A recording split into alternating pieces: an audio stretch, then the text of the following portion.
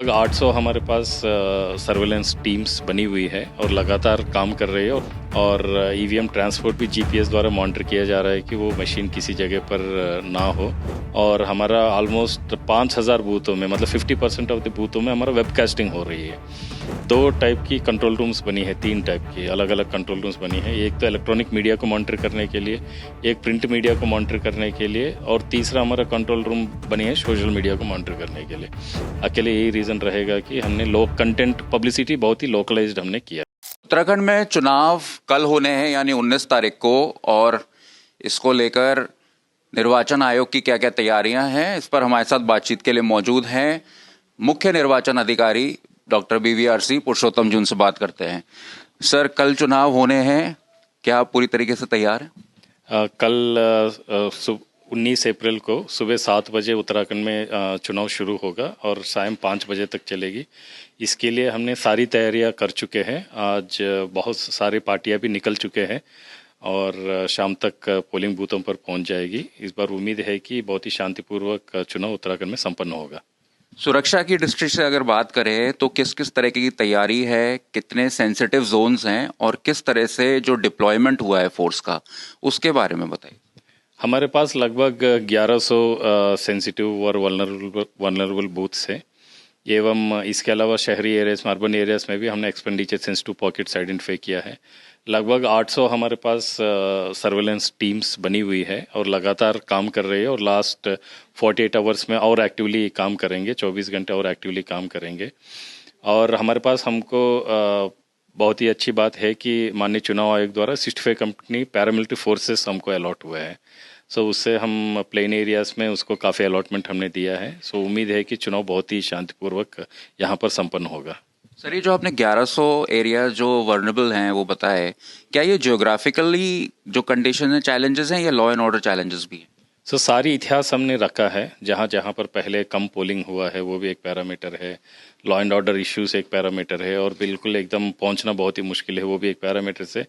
काफ़ी पैरामीटर्स को देख के और 3-4 बार सर्वेस हुआ है। बेस्ड ऑन दो surveys we have identified and then वहाँ पर फोर्स की डिप्लॉयमेंट किया गया है। हमेशा ईवीएम को लेकर कंट्रोवर्सी रहती है। क्या आपके पास ऑपोजिशन से या सिटीजन की तरफ से या कोई ऑर्गेनाइजेशन की तरफ से ईवीएम को लेकर कोई शिकायत आई है ऑफिशियली? कोई शिकायत नहीं है। हमने यहाँ पर ईवीएम के बारे में जो भी काम किया है वो सारी पॉलिटिकल पार्टीज़ के सामने उनकी उपस्थिति में किया है और ईवीएम ट्रांसपोर्ट भी जीपीएस द्वारा मॉनिटर किया जा रहा है कि वो मशीन किसी जगह पर ना हो।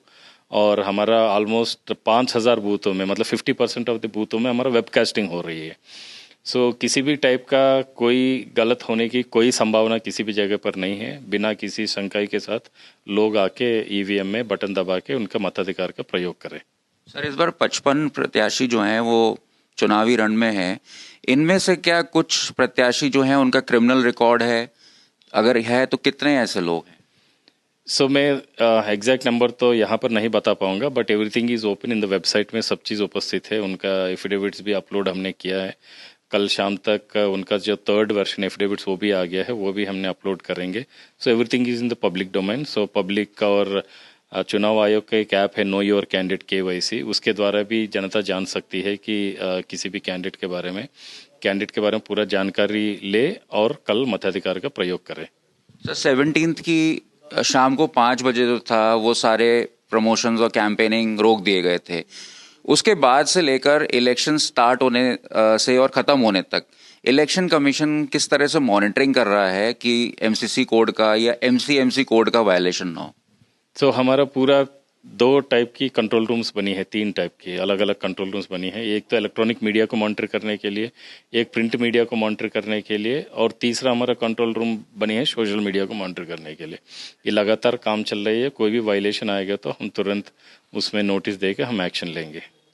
आपने 75% का टारगेट रखा है वोटिंग परसेंटेज को अचीव करने के लिए। अगर आप ये टारगेट अचीव करते हैं तो इसमें सबसे बड़ा रोल या सबसे यूनिक इनिशिएटिव अगर मैं आपसे पूछूं तो वो क्या होगा?